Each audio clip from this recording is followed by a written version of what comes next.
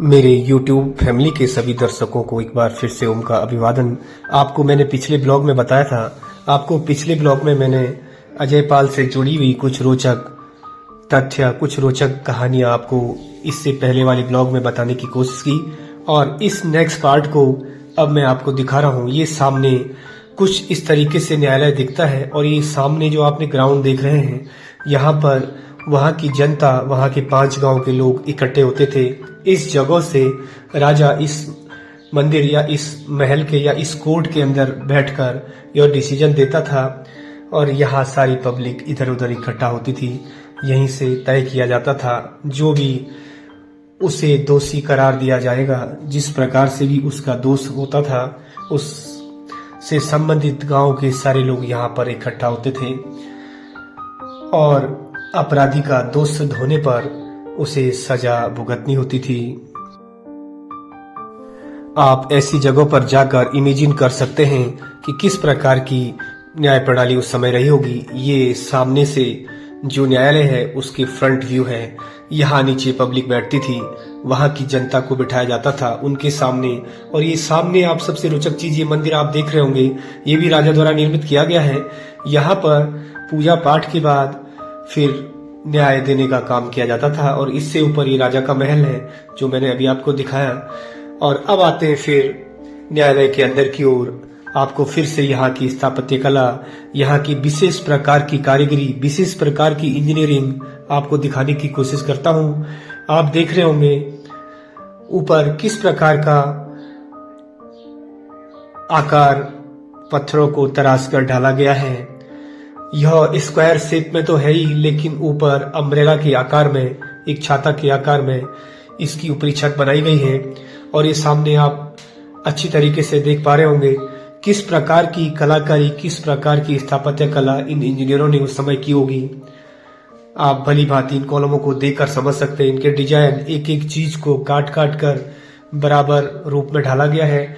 और इस न्यायालय, इस महल की विशेषता है इसके चारों कोनों पे, क्योंकि यह स्क्वायर शेप में बना हुआ है, हर कोने में, हर एक और भुजा पर 2-2 खिड़कियां हैं जिससे राजा बाहर देख पाता होगा। सारी जगह नजर रखने का कार्य राजा द्वारा किया जाता था। और जो इसका ऊपरी छत है वो अपने में एक विशेष कला का केंद्र है, आप देख सकते हैं। और यह देखकर बड़ी हैरानी होती है किस तरीके की कलाकारी इन पत्थरों को गढ़कर की गई है। आप सामने देख सकते हैं इन पत्थरों पर किस प्रकार की लिपि का प्रयोग किया गया है। एक विशेष लिपि में यहाँ पर राजा द्वारा विभिन्न प्रकार के संदेशों को लिखा गया है। इसकी इस प्रकार की व्यवस्था उस समय थी। यहाँ पर इनके 1-2 लेखक होते थे। जो राजा का न्याय होता था, न्याय से संबंधित बातें होती थी या राजा के बारे में जो भी तथ्य होते थे, इन पत्थर की शिलाओं पर गढ़कर लिखे गए हैं। आप देख सकते हैं बिल्कुल बारीक महीन लिपि में इस पर विशेष भाषा में, विशेष लिपि में कुछ न कुछ लिखा हुआ है, जिसे भाषा शैली के विशेषज्ञों ने पढ़कर इसका इतिहास जानने की कोशिश की। उसके आधार पर मैं आपको इसके बारे में बता पा रहा हूँ। और ये कॉलम आप देखिए किस तरीके की कलाकारी, किस तरीके का ट्रायंगल, किस तरीके के स्क्वायर रूट, किस तरीके की डिजाइन इस पर रखे गए, आप भली भांति सामने देखकर अंदाजा लगा सकते हैं। बहुत इंटरेस्टिंग व्यूअर्स, बहुत रोचक बातें इसकी हिस्ट्री से, इस लिपि से निकालकर भाषा विशेषज्ञों ने बताने की कोशिश की है। और आप देखिए इस स्क्वायर रूट में जो इसका न्यायालय है, इसके चारों खंभों पर किस प्रकार की कलाकारी की गई है। और जैसा कि मैंने आपको बताया, एक साइड में 2-2 खिड़कियां, प्रत्येक यानी कि 8 खिड़कियां इस पूरे न्यायालय में हैं। और यहाँ से इस प्रकार का व्यू कुछ सारे गांवों का दिखाई देता है। जितने भी आसपास के 5 गांव स्थित बसे हुए हैं, इन्हें आसानी से यहाँ से राजा देख पाता था। आप देख सकते हैं पिछले ब्लॉग में मैंने आपको यह बताया था कि चांदपुरगढ़, जहां राजा ने पहले महल बनाने की कोशिश की, लेकिन कुछ कारणवश बाहरी आक्रांताओं के आक्रमण के कारण, गोरखाओं के आगमन से उन्होंने वह जगह छोड़कर फिर वहां से अपनी राजधानी, अपना महल इस देवलगढ़ में बनाया। फिर 5 साल रहने के बाद, यहाँ के स्थानीय लोगों से जानकारी लेने पर, यहाँ का इतिहास जानने के बाद मैं आपको यह बता पा रहा हूँ, 5 साल यहाँ रहने के बाद उन्होंने फिर यह स्थान भी छोड़ दिया और अपनी राजधानी श्रीनगर गढ़वाल में स्थापित की। और आप देख रहे हैं प्रत्येक न्यायालय के चारों ओर दो खिड़कियां रखी गई हैं। किस तरीके से इसको बनाया गया है, एक एक कॉलम, एक एक दीवार, एक एक चीज को आप देख रहे होंगे कितना अद्भुत अपने में है। और ये सामने आप देखिए 2 खिड़कियां नुमा आकृति आपको दिखाई दे रही है।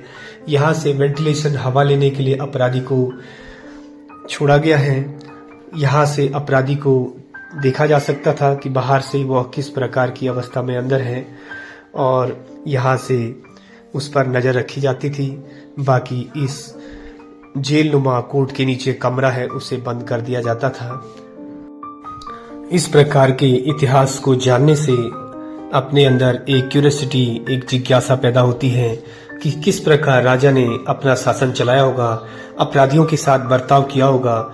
इस ब्लॉग के माध्यम से, इस वीडियो के माध्यम से आप समझ पा रहे होंगे किस प्रकार से राजा ने उनके साथ न्याय दिया होगा। और मैंने जैसा कि व्यूअर्स कुछ समय पहले बताया कि यहाँ पर अपराधी को दंड देने से पहले पूजा अर्चना राजा द्वारा मंदिर में की जाती थी, जिस मंदिर को मैंने आपको अभी कुछ समय पहले दिखाया। छोटा सा मंदिर, वहां पर राजा पूजा अर्चना के बाद न्यायालय में बैठकर, न्यायालय की कुर्सी पर बैठकर जनता के बीच न्याय देने का कार्य करता था। ये मैं आपको त्रिआयामी 3D में पूरा महल जो न्यायालय है उसको दिखाने की कोशिश कर रहा हूँ। व्यूअर्स, ये उस न्यायालय के मंदिर की फोटो है जहां पर इसी मंदिर में राजा द्वारा पूजा अर्चना के बाद न्याय का काम किया जाता था। और इसके बैक साइड में यहाँ से कुछ इस तरीके से न्यायालय दिखता था। इस परिसर में पूजा करने के बाद न्यायालय में राजा न्याय देने का कार्य करता था। आज भी यह मंदिर, यह न्यायालय जो का त्यों खड़ा है, इसकी जो स्थापत्य कला है वो अपने में अद्भुत है। आपने पूरा ब्लॉग देखकर महसूस किया होगा किस तरीके से राजा ने यहाँ शासन किया होगा। ये वो मंदिर है, इसकी छत पूरी पत्थर से बनाई गई है। छोटे छोटे पत्थरों को जोड़कर बिना सीमेंट, बिना किसी प्रकार के केमिकल के इन पत्थरों को जोड़ा गया है। व्यूअर्स, आपको एक चीज और बताना चाहता हूँ, एक रोचक तथ्य एक और बताना चाहता हूँ। यह जो राजा जयपाल थे, पवार वंश के शासक 37वें राजा, उन्होंने उनकी जो आराध्य देवी थी वो राजराजेश्वरी की भक्ति करते थे, राजराजेश्वरी की पूजा करते थे, जिसका मंदिर मैं आपको अगले पार्ट्स में दिखाने की कोशिश करूंगा। आप पूरी वीडियो पर बने रहें और अगली वीडियो की प्रतीक्षा करें, अगले ब्लॉग की प्रतीक्षा करें। कुछ और रोचक तथ्यों के साथ मैं आपको अगले ब्लॉग के साथ अगले ब्लॉग में मिलता हूं। आप पूरा सहयोग करते रहें और वीडियो पर बने रहें। जिस प्रकार मैं आपको अलग अलग तरीके से विभिन्न प्रकार की कलाकृतियां और दिखाने की कोशिश करूंगा। ये उस मंदिर का त्रिआयामी दृश्य है जो आप उखीमठ वैली चैनल के माध्यम से देख रहे हैं। और बहुत सी रोचक बातें, बहुत सी रोचक तथ्य आपको फिर से पेश करने की कोशिश करूंगा। आप अगले ब्लॉग का इंतजार कीजिए और आप देखेंगे इससे बेहतर और अधिक ऐतिहासिक चीजों को आपको दिखाने की कोशिश करूंगा। इस ब्लॉग के बाद अधिक रोचक और सटीक जानकारी के लिए अगले ब्लॉग का इंतजार करें। उखीमठ वैली से मैं ओम आपका हार्दिक दिल से स्वागत करता हूं।